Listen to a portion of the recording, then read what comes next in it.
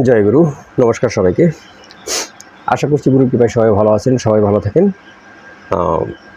সেটাই কামনা। গুরুর কাছে সবসময় সেটাই প্রার্থনা করি।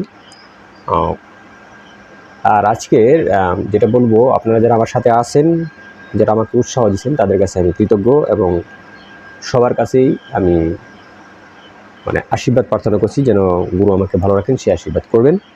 এবং সবার শ্রীচরণে আমার শত সহস্র কোটি প্রণাম। সবাইকে সুস্বাগতম। এই চ্যানেলকে গ্রো করার জন্য আপনাদের কাছে রিকোয়েস্ট, যেটা করা প্রয়োজন, লাইক শেয়ার আপনারা একটু করবেন।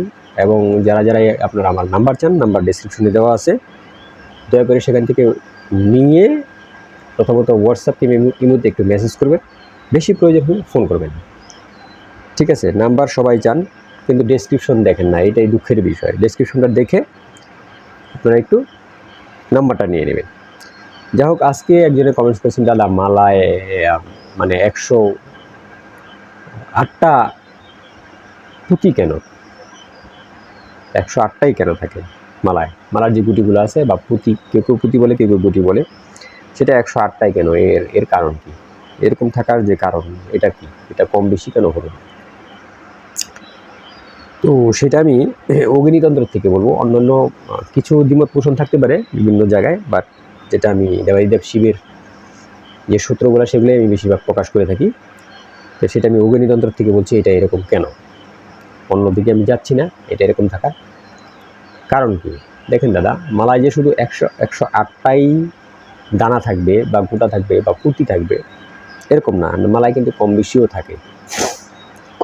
থাকে। যেমন ধরেন, দেবাদিদেব শিব বলতেছেন যে যদি 25টা পুঁতি দিয়ে কেউ মালা গাঁথে এবং কোনো তপজপ করে 25টা পুঁতি দিয়ে, আবার কোন মালার কি ধরনের পুঁতি লাগবে বা ফোঁটা লাগবে বা গুটি লাগবে, সেটাও কিন্তু বলছে, সেটা আমি বলছি না। তো 25টা দিয়ে যদি আপনি কোনো ব্যক্তি মালা জপে, তাহলে তার মোক্ষ লাভ হয়। এবং যদি 27টা দিয়ে, দেখেন এখানে কিন্তু মালার বেশ এই যে আপনি যে সংখ্যা বলছেন, মালার গুটির যে সংখ্যা বলছেন, সেই সংখ্যাগুলোই কিন্তু বলতেছি। 25টা দিয়ে যদি কেউ তপজপ করে, তাহলে তার মোক্ষ লাভ হবে। এবং 27টা দিয়ে যদি কেউ তপজপ করে, তাহলে তার পুষ্টি লাভ হবে। পুষ্টি পুষ্টিজনিত যে কাজগুলো, সাংসারিক উন্নতির জন্য যে কাজগুলো করি আমরা, সেটা 27 গুটি দ্বারা যুক্ত বলা হয়েছে এখানে। এবং 30টা যদি গুটি থাকে, 30টা গুটি যদি কেউ তপজপ করে, তাহলে তার ধন সিদ্ধি হবে, ধন সম্পদ বৃদ্ধি হবে। আর ওটা তো বললাম শান্তিকর্মের কথা। পুষ্টি লাভ শান্তিকর্মে যদি হয়, তাহলে তো আপনার এই 27টা দিয়েই তপজপ করতে হবে।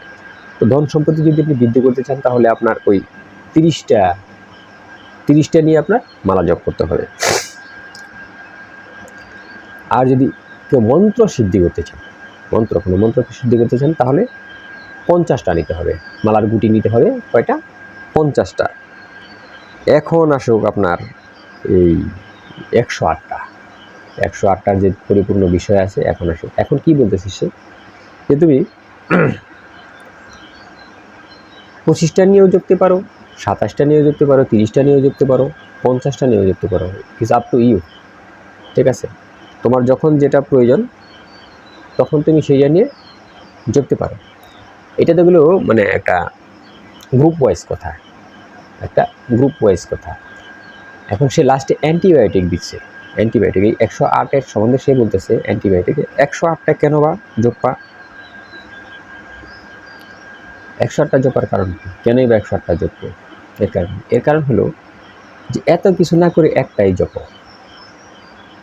এত কিছু না করে বিভিন্ন মালা না নিয়ে একটাই জপ, সেটা হবে 108টা গুটি। 108টা হলে কি হবে? 108টা হলে সর্বকামনা সিদ্ধি হবে। এইখানে আমি সব কিছুই পাইতেছি, পুষ্টি লাভ পাইতেছি, ধন বৃদ্ধি পাইতেছি, মন্ত্র শক্তিকে সিদ্ধি করার জন্য যে প্রসেস, সেটাও পাইতেছি। এর জন্য সে লাস্টে 108টা বলছে, সর্বকামনা সিদ্ধি হবে। অন্যগুলো আর আপনার জপতে হবে না, অন্যগুলোর প্রয়োজন নেই। তারপরেও যদি আপনি চান, আপনার প্রয়োজন মনে করেন, তাহলে আপনি অন্য যে মানে সংখ্যার মালাগুলো আছে সেগুলো আপনি তপ জপ করতে পারেন। তো যিনি প্রশ্ন করেছিলেন 108টা, তো মনে হয় উত্তর পেয়েছেন। আজকে এই পর্যন্ত। জয় গুরু, নমস্কার সবাইকে।